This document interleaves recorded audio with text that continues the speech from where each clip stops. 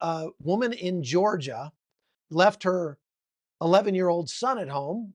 And so he decided to go for a walk. So he wandered off over to the Dollar General store and spent a little time over there. And then on his way home, he turned around to go home. And as he was walking out of the parking lot, a lady pulled over.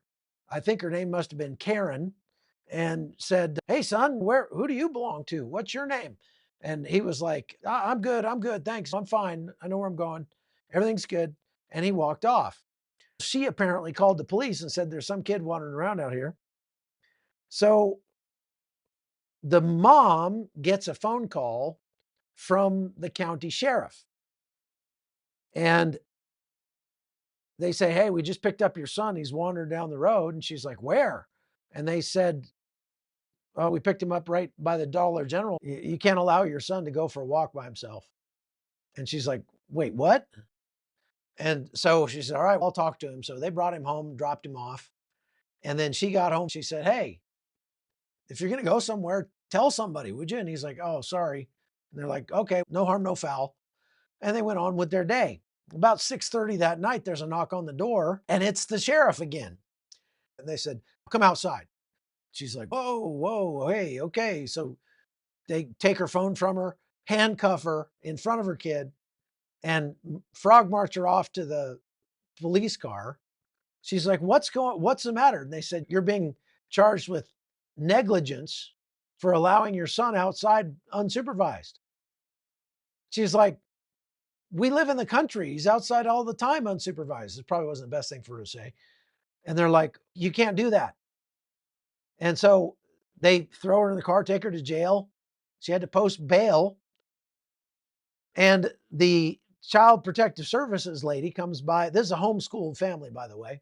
She comes by a couple days later, and she has a piece of paper, and she wants the mother to sign this piece of paper agreeing to a care plan for her son that includes putting some other adult in charge of checking on her to make sure that she's not allowing her son to do anything without supervision. She's looking at a year in jail and $1,000 fine if they decide to throw the book at her. This is a crazy example because it's in a rural area, very safe. The kid walked along the side of a road with a speed limit of 35 miles an hour max, right? So it's not like he was walking along the side of a 4-lane freeway or something. And he's 11 years old. The kid's smart enough to get himself to the store and back. It's not even a mile from their house. He's homeschooled, which means he probably tests at about a 12th grade level at this point. Look, I respect police officers. They have a hard job to do. But for a police officer to go along with something like that, to actually go show up at a woman's house and say, "I'm sorry, you can't let your 11-year-old outside unsupervised." Now, unfortunately, America is going more and more that way. I found a town in Colorado that passed a city ordinance that minors could not be outside unsupervised under the age of 16. When you hear about things like this, you just go, what has happened to America? Oh my goodness. Now, a lot of people will say things are a lot more dangerous today. We got to watch our kids better today because there's too much going on. If you read the mainstream media, you definitely get that sense. I looked up, did a search today at how many kids are reported missing each year, and it's 460,000 children just in the United States alone who go missing every year. And that sounds pretty terrible until you start digging into the numbers a little further. What you find is that they took that data from a 2017 study where they looked at police records across the country, a representative sampling of children that were reported missing by their parents. The other source of data for that was not just police records, it was calling a few thousand parents across the country and asking them, "Have you ever lost one of your children for at least 1 hour?" So If you lost your kids for 1 hour, you'd have to say yes to that question. That's how they came up with the number of 460,000. When it was all said and done, it turns out that the number of children who were actually kidnapped was 150. So they report that 460,000 children go missing every year in the United States. And you go, oh my gosh, we got to safeguard our kids. And it turns out that the real number is 150. Now, here's the real problem though. Because we are so concerned about a danger that doesn't actually exist, we've inflated the statistics on child abduction or things like that that kids could get into when they're unsupervised. It turns out there are other dangers lurking out there that we actually need to be more worried about. There are about 19 million children in America who are obese.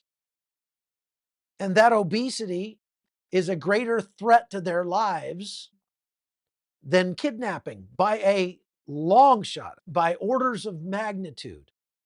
Worse than that, about 93% of young men who are minors under the age of 18 in America have been exposed to pornography. The average age that they get exposed to pornography is about 12 or 13.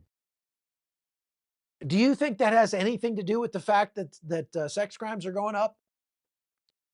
The average amount of time that a parent spends interacting with their children in America was like 47 seconds a day.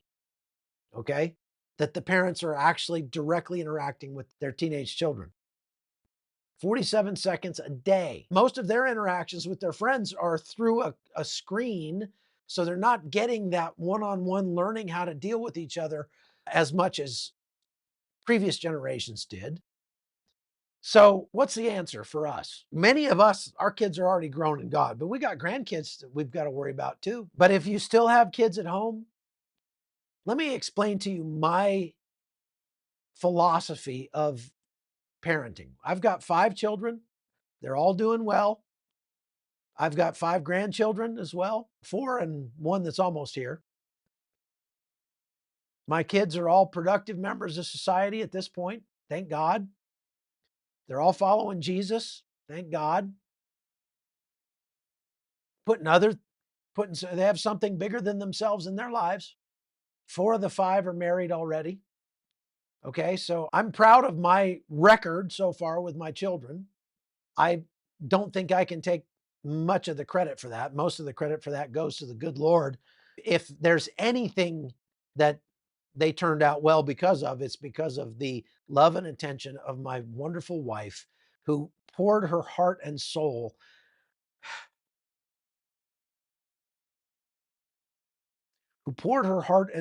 into those babies from the day that they were born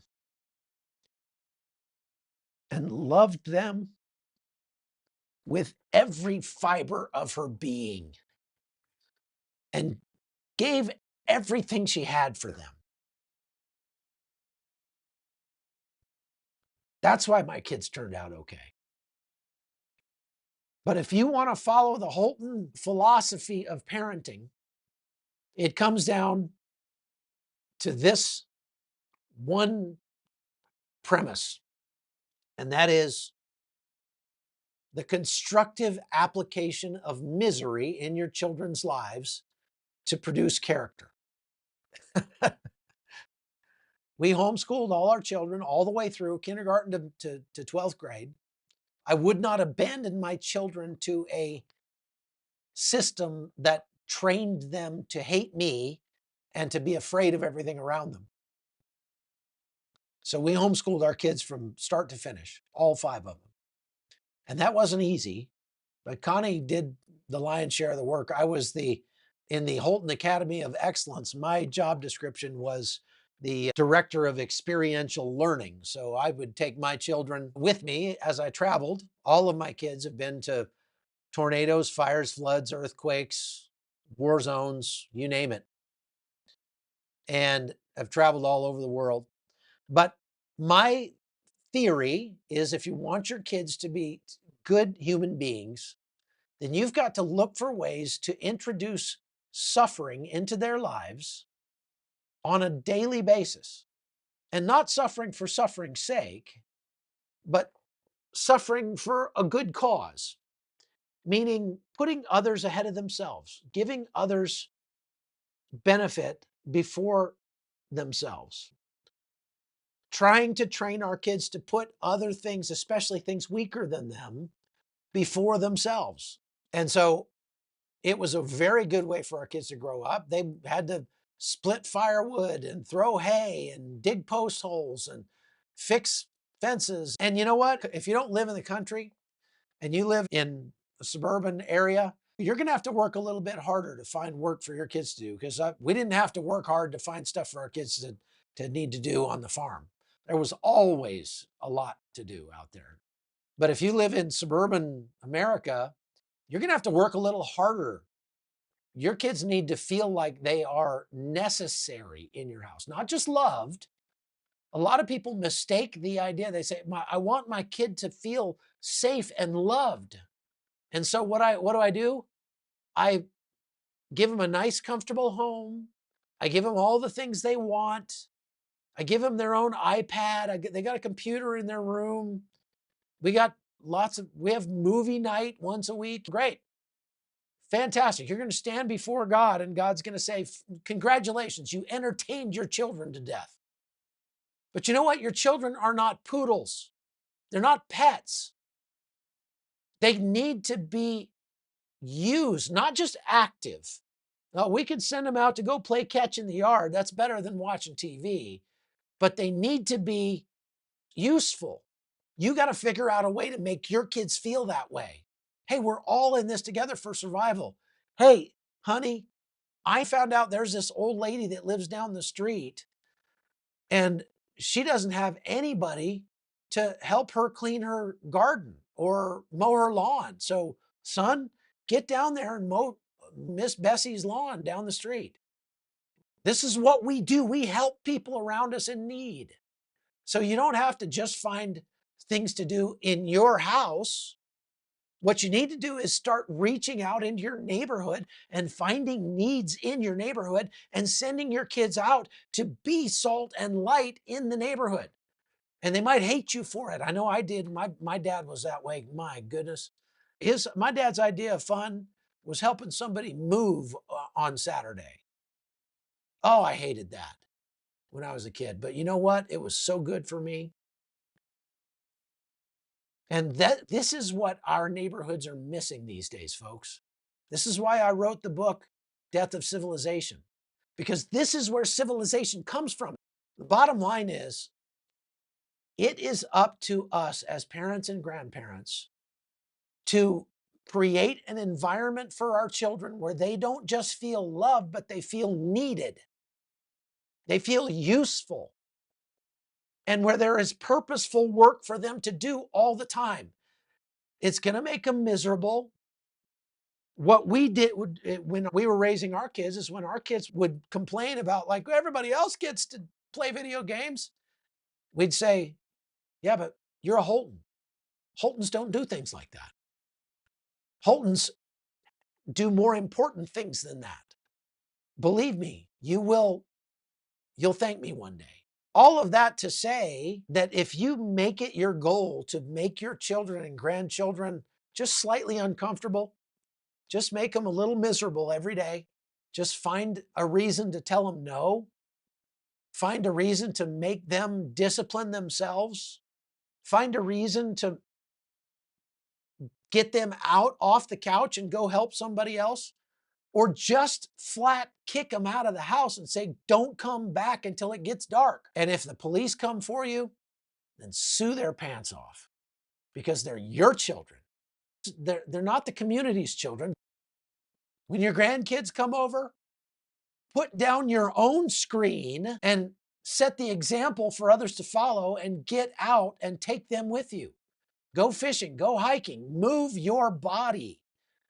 Become somebody that your kids can emulate in that regard, in the fact that you don't just spend all your time with your face buried in your phone and your kids are looking over there and they're getting their 47 seconds a day, if they're lucky, out of you because you're over there just screwing around on your phone, flipping through Facebook, watching some jackwagon flap his gums on YouTube every night. Oh, wait. Maybe bring your kids over here, man. Let me talk to them too. How about that? If you love your children, you'll make them miserable. And that's all I've got to say about that, folks. I hope that this has been useful for some of you. And a lot of this is going to go back to what is in actually quite a few of my books. My book, Making Men, is about how I did this with my sons. My book, Bulletproof, is how to get over your fear of what might happen to your kids.